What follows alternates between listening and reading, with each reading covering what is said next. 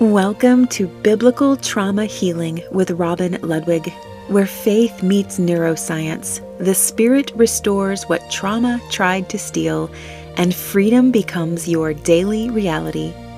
Let's partner with the Holy Spirit to turn scars into strategy, pain into prophetic purpose, and trials into testimony. Let's talk about what comes after healing and during the healing process. How to maintain the freedom that we have and to live whole in a world that is still broken. Because, friends, healing is not the finish line. Healing is a lifestyle. It's not a one and done mindset. Freedom is sustained through daily partnership with the Holy Spirit. And the minute that we cease this daily partnership, we're going to experience problems. Galatians 5:1 says, "It is for freedom that Christ has set us free. Stand firm then, and do not let yourselves be burdened again by a yoke of slavery." So this isn't just a suggestion. This verse is an invitation. We are invited to stand firm. And that means to remain grounded in what Jesus already accomplished, even when the world around you feels unstable. The truth is, freedom doesn't maintain itself. You maintain it by staying connected to the one who set you free. When you first step out of trauma or brokenness, your nervous system still remembers the chaos. Your brain may try to default to those old patterns of fight, flight, freeze, fawn, all of those. Not because you're failing, but, wait for it, because you are human. So this is why freedom is not a one-time breakthrough. It's a daily practice. It is daily renewing our mind.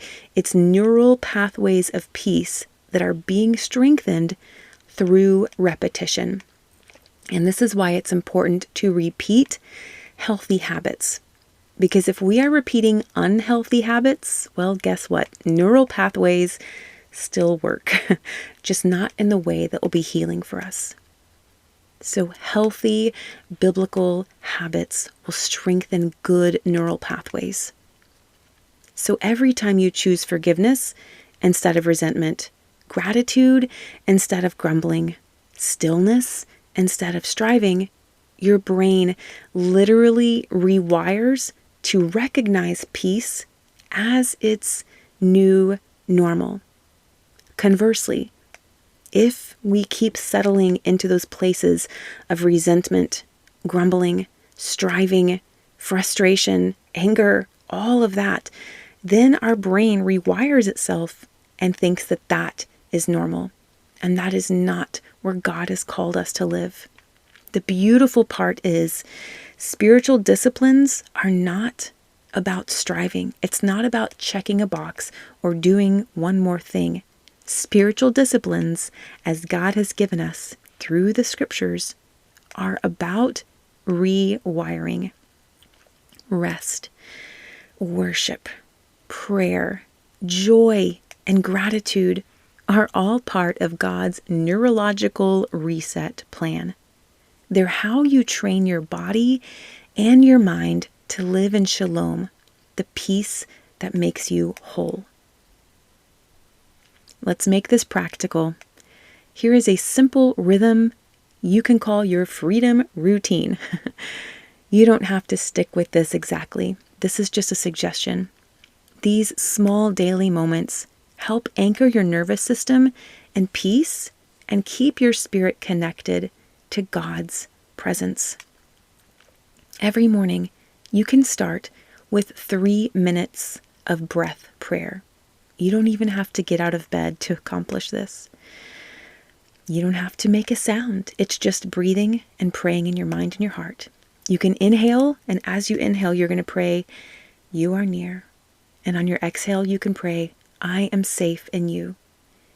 Even if you did it for 2 minutes, you are starting the day with shalom peace. So let that simple rhythm align your body with truth, before your feet ever hit the floor. Perhaps at midday, you can take a moment for some gratitude journaling. Write down 3 small, simple things you're thankful for. This does not have to be a big breakthrough. These are the quiet mercies. You don't have to sit there and journal for paragraph after paragraph. But gratitude activates joy, and joy strengthens your spiritual resilience. In the evening, you can worship before you go to bed. Even one worship song calms the body, releases tension, and invites the Holy Spirit to guard your resting hours. These are small choices, but they build big change and lead to momentum for freedom and healing. Freedom is not maintained by perfection. It is sustained by presence. Holy Spirit, I thank you for the gift of healing and for teaching us how to steward it well. Help us remain connected to peace, even when, especially when, life feels chaotic. Teach me to pause, breathe, and remember that I'm safe in your presence. Strengthen my mind and body to walk in sustained freedom.